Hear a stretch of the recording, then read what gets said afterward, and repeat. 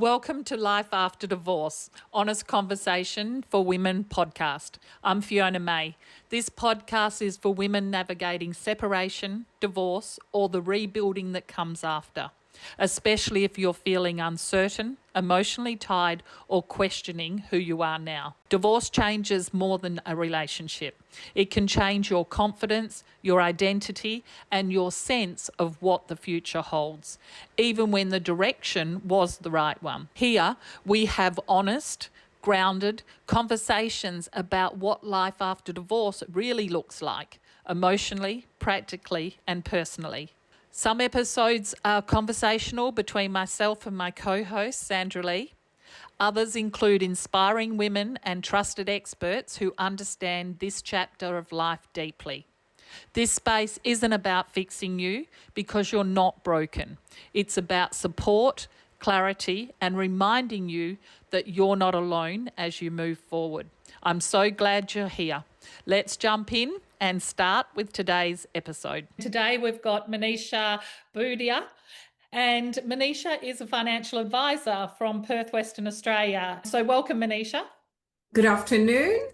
Yeah, it's great to have you here. And one of the things that we see all the time is girls asking about questions they think are dumb. They think they don't even want to ask them. And they're questions that come up for them that they are fearful of sounding, oh, other people know this and I should know this. And the reality is, until we're in a situation of going through a financial breakdown and we're going through having to navigate separation of marital assets, it could have been accumulated over decades, that we don't know what we don't know. And it's not until we get to this place that it could be super, could be business, could be even cars and access to the property and things that we want to know because they are impacting us today. So thanks for coming along on the call, Manisha. It'd be great to be able to unpack some of the big questions that people are asking. So what's maybe 3 things, Manisha, that you think that women need to be aware of financially? Fantastic. So as Sandra mentioned, navigating this financial journey post-separation can be quite overwhelming, especially as a female when you've not been involved in the financial making decision process because of care responsibilities and everything else that comes with that. So generally, I would say to my clients, get a good understanding of your starting position. So we did quite a bit of discussion around cash flow in our last podcast, but today the focus is more around understanding your assets, your liabilities or your debts. So assets is pretty much what you own. Assets would be something that would help you generate passive income in addition to your employment income. So it's really important to focus on building up your assets, which can help you generate additional income, what we call passive income, in addition to potentially your employment income.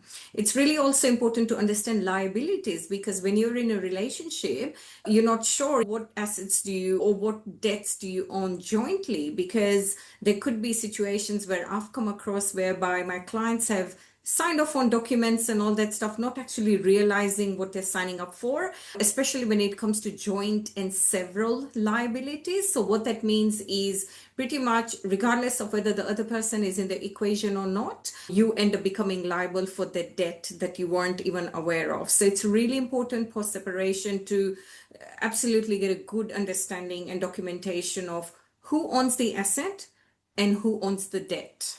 It's really important. And ladies, we really want to encourage you. There's some things that you should do straight away before you go off to the lawyers, and you've got to secure your position and look out for yourself. And even if you haven't been doing finances or looking after your finances up to this point, this is not something you can just leave to chance. The more we see the girls putting their head in the sand, doing the ostrich trick, the more we see a disaster happening as well. So it's really important that you put your head up and you know that this is putting your big girl pants on and knowing that, hey, if it's to be, it's up to me. I've got to work this out myself. I've got to ask those questions that I feel a bit scared about and go forward and be brave and go and talk to the bank manager, go into all the bank staff, talk to the accountant, go and talk to and see where you're at and ask the questions and dig until you get the answers that you need. This is a wonderful opportunity, and this is why we want to introduce you to Manisha, is because we really like her. We like the way she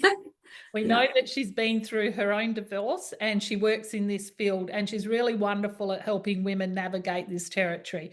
So tell the ladies some of the things they need to be aware of. So definitely as they go through this separation journey and all that, number one thing is don't feel overwhelmed.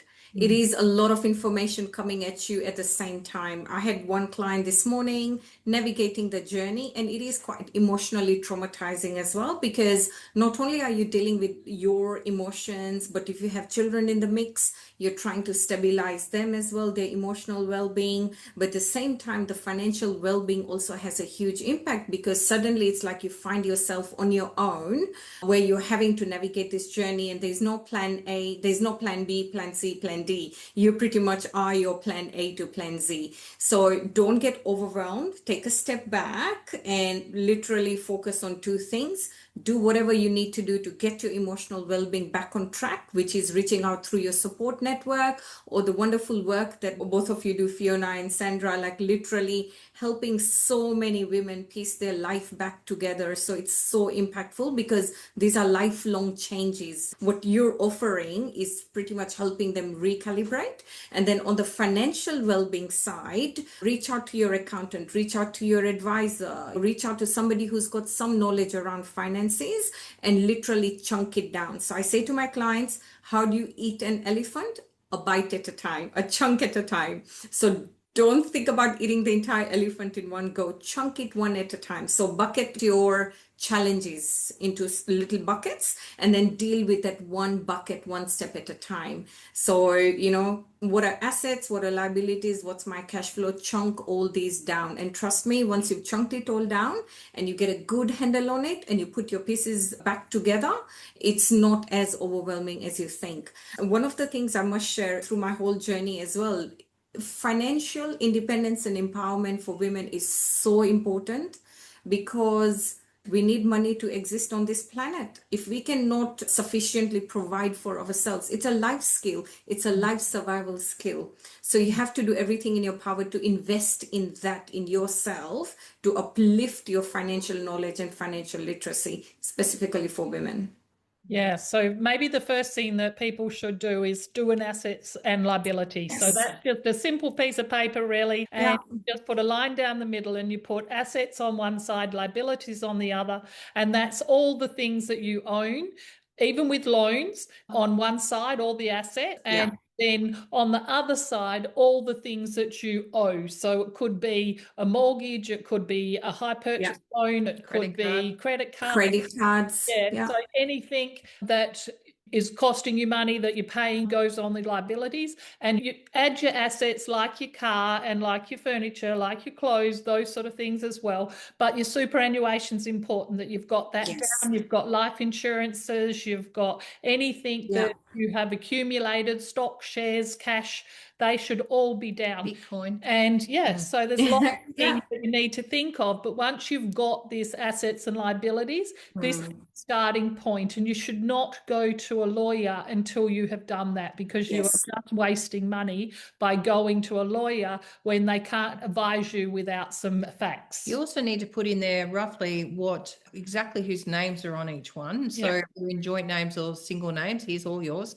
And also roughly what you've contributed financially each, you think, over years, whether you've earned your salary for X number of years in the relationship, and it could inheritance. be inheritance lump sums coming through. And so just some dot points. Doesn't have to be exact, but it needs to be a point of at least just starting the conversation. Otherwise, the first visit you're going to have going to your lawyer is going to be $1,000 meet. Yeah. It's going to be them just asking you to go and get all this information. So sometimes it depends on how long you've been together as to how the lawyers will handle your situation. Yeah. So document all of those things. And also, if you brought assets into the marriage or into the relationship, document all those things as well. And who's contributed along the way. Maybe your partner didn't work. Maybe you have been the one who's been out there earning all the money. So what we do know is divorce doesn't necessarily work out being fair, and it is a negotiation at the end, and it's a settlement.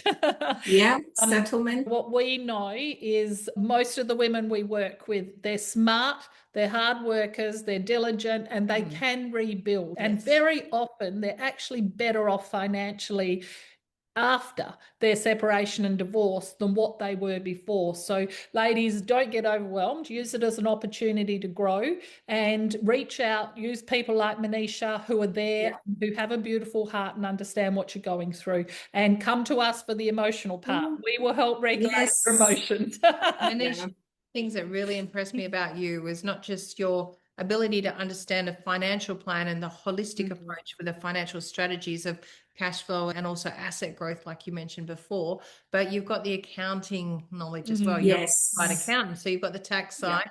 Because we see many women who just share on the capital gains tax and getting caught with that. Yes, absolutely. And this is why it's really important. We've had this conversation a couple of times. For me, this is my purpose. I've figured out my purpose in life. So for me, it's about how best can I use my capabilities to help somebody else in navigate this journey a bit easier. And I think reflecting back on all the experience, accounting, commercial background, financial planning now, I feel everything's clicked. And this is where I'm saying to women, don't hesitate. Yes, it's one of those events which happen in life, divorce and separation, but you have to focus on what do you want as a being on this planet, the time you have to live, this precious gift we have of life.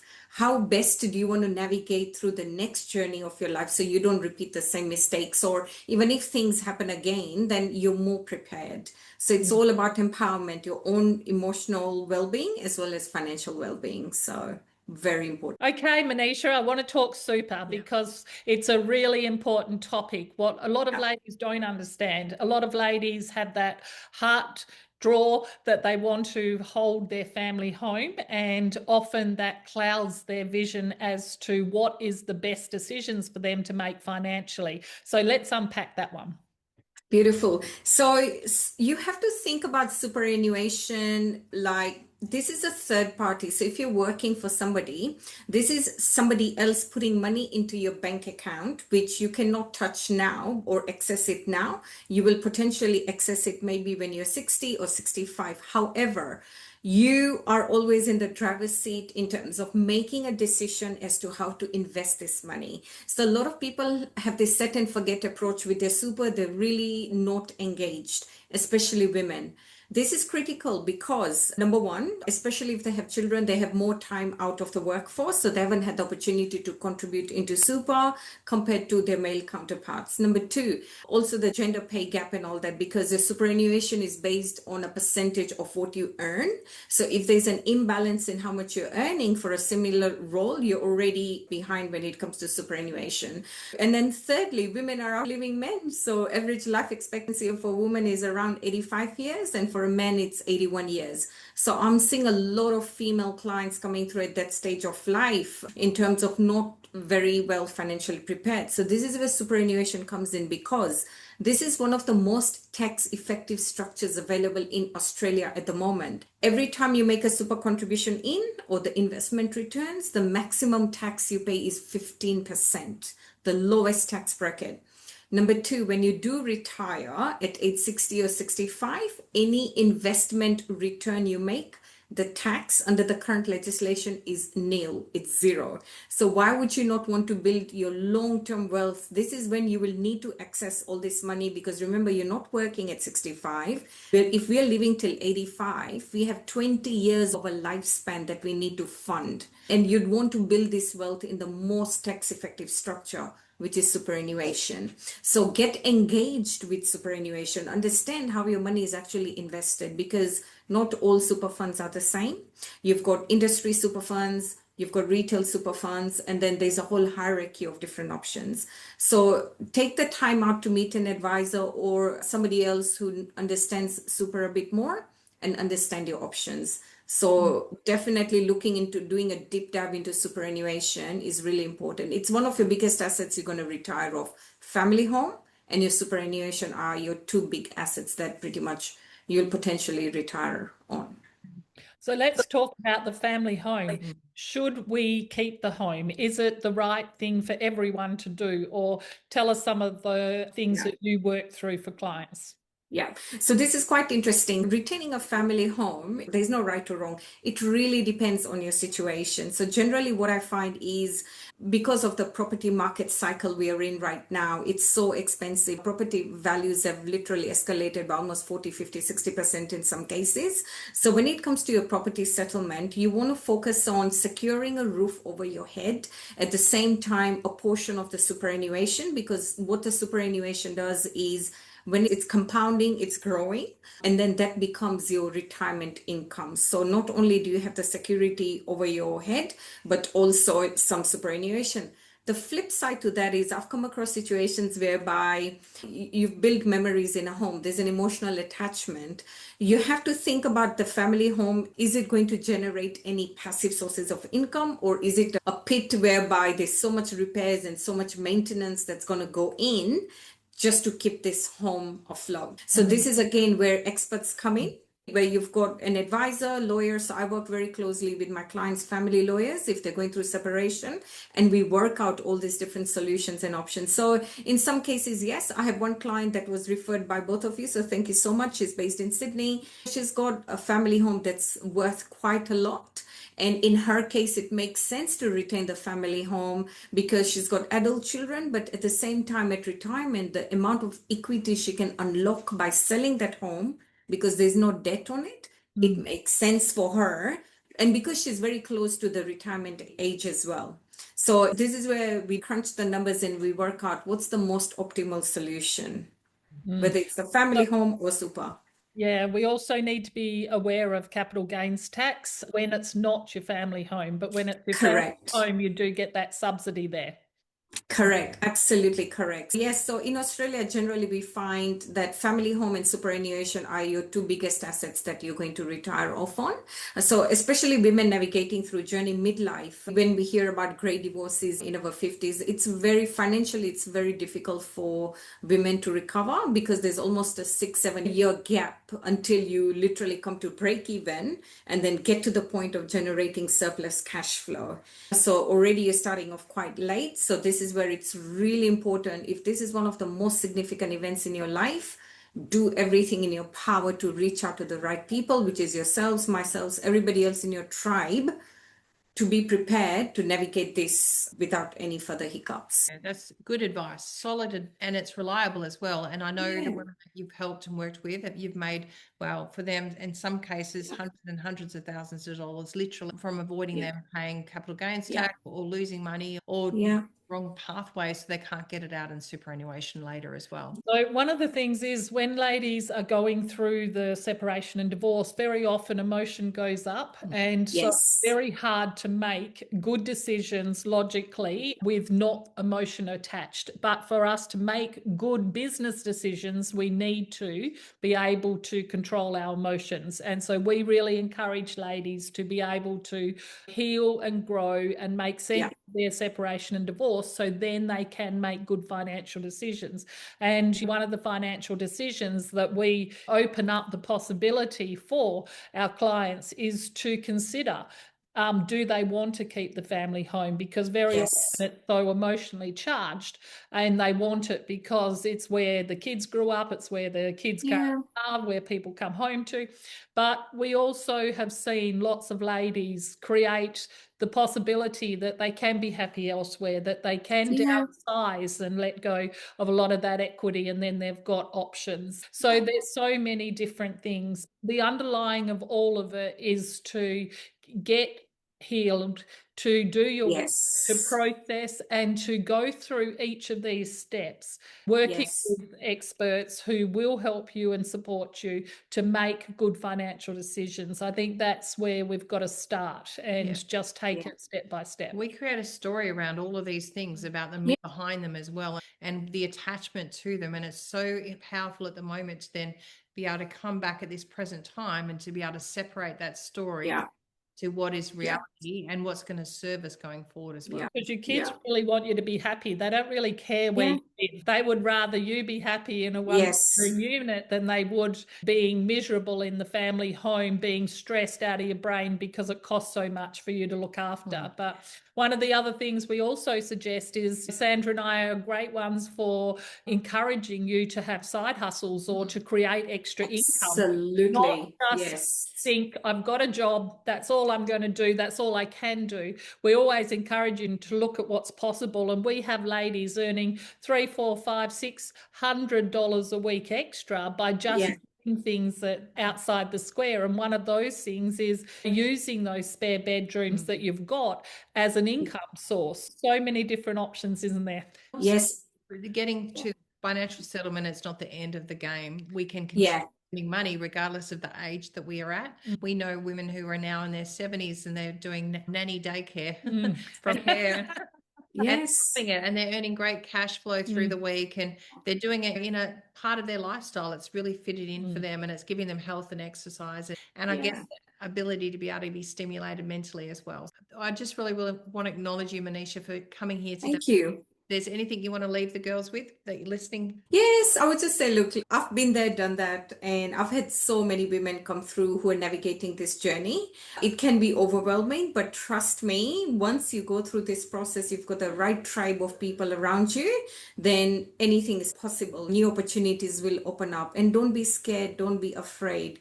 Once you absolutely commit to a plan, whether it's what both of you are doing through Women on Transition or your finances and all that stuff, once all that clicks, it's a very happy journey to navigate through, because you will uncover another side of you. And it's all good. Sensational. Thank you so much for your time, Manisha. And you can contact Manisha. We've got sharing the link to connect in with you for a free initial consult as well.